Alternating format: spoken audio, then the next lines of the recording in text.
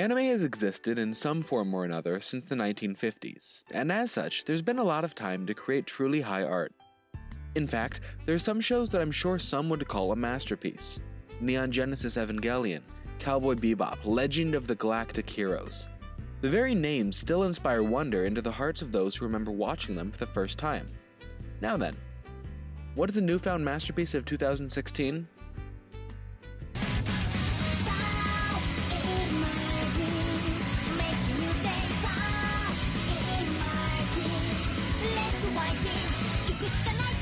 Okay, no, not really. All jokes aside, Keijo is far, far from a masterpiece, and I'd venture to say that the majority of people who watch it didn't even think it was good. Why then did it do so well, and what drew so many people in? Okay, aside from the obvious fan service. Actually, no, back up for a second. The fan service in Keijo is essential to its very identity. It can't just be hand-waved away. There's definitely a large number of people who came solely for ecchi reasons, and I'm sure that if that wasn't present, Keijo never would have grabbed those fans. Demolition D once described fanservice shows, specifically To Love Ru, as the McDonald's of anime. A comparison that I still make regularly in conversation, by the way. I think that this is an excellent comparison. Watching Keijo and visiting McDonald's are two actions with similar mentalities behind them. Fulfilling basic needs in a get-in, get-out, quick method that leaves you feeling a little ashamed afterwards. Not something you brag about, but something that almost everyone has done at least once. Keijo follows our main girl, Kaminashi Nozomi, as she enrolls in an academy designed to train its students to compete professionally in the titular sport of Keijo. Remember the butt battles in Dead or Alive Extreme? It's basically that, but way more intense. Girls basically need to knock one another off of a floating platform using only their breasts and butts. Keijo changes this up by introducing hordes of special moves and an incredible sense of pressure throughout the entire series. The ample TNA is more than enough to get people to watch the first few episodes, but Keijo had consistent watchers clear through its 12-episode run. How then did it manage to do that? Clearly it had to have something beyond the basic viewer bait. Keijo utilized, in my opinion, one of the funniest and most difficult forms of comedy, serious humor. It certainly didn't invent it though, and some of its forerunners include Prison School, Sakamoto Desu Ka, and Cromartie High School. Serious comedy is just what it sounds like, a work of fiction able to derive humor in the over-the-top seriousness of the situation. For example, just take a look at this scene from Prison School. 所詮おっぱいなど教えのまがいものに過ぎないのです。コピーかオリジナルかどちらかを取れと言われれば当然僕はオリジナルを取ります。進化の過程で前面に張り出たおっぱいによって奥へ後ろへとお尻は隠された。だがしかしそこにその奥ゆかしさにお尻の絵の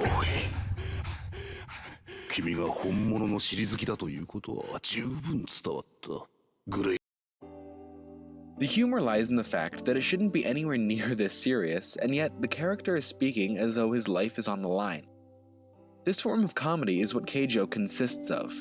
When you take a step back and break your suspension of disbelief, you remember that the main character's finishing move is literally called the vacuum butt cannon, and that nothing should be taken seriously.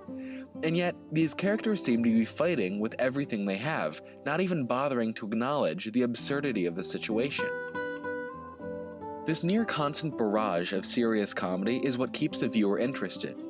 They're stuck in a limbo of buying into the narrative, and then at the same time laughing at how stupid that same narrative is. Whenever one runs out, the other picks up right away, preventing the viewer from ever feeling drained. The epic scenes can totally draw you in like any other fight scene, while the more boring scenes still find a way to keep you laughing.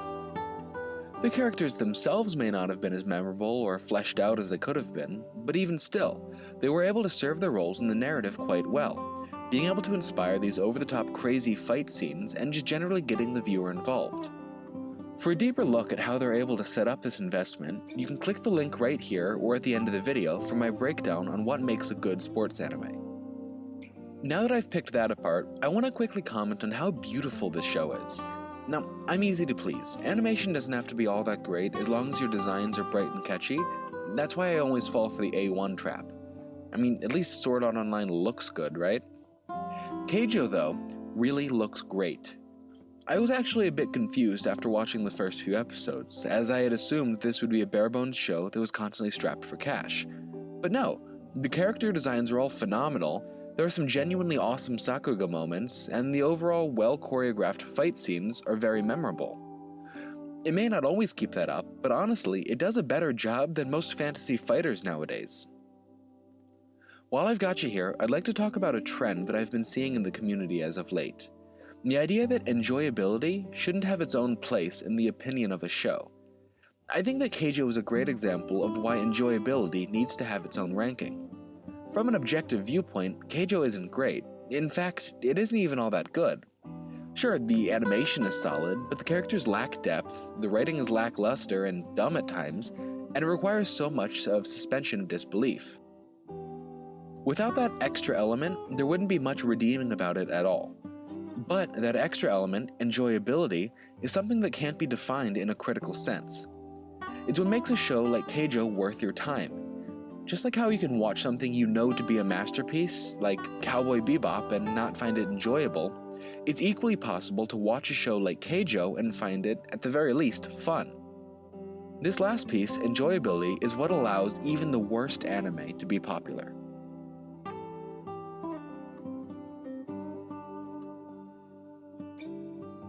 Hey guys, I don't normally script these end slates, but I have some important stuff this time, so here we go. First off, I want to announce that we finally hit 100 subs, and we're actually sitting at 118 at the time of recording this. Seeing as how I only started doing this about 3 months ago, I'm so excited for the rapid growth. I hope that means that I've been making content you all enjoy, and I plan to keep that up. Next, I want to announce something that I'm a bit hesitant on, but I ultimately decided to follow through with it. I made a Patreon. It may be a bit early, but I wanted to give anyone who wants to help me out, and maybe even make this a full-time job, the opportunity to. You could donate at patreon.com/Senpizzle. Finally, I wanted to announce that you can now follow me on Twitter at twitter.com/Senpizzle, or find me with my handle @Senpizzle. Anyway guys, thanks so much for watching. Please let me know of any feedback you have in the comments, and feel free to recommend videos for the future. Bye.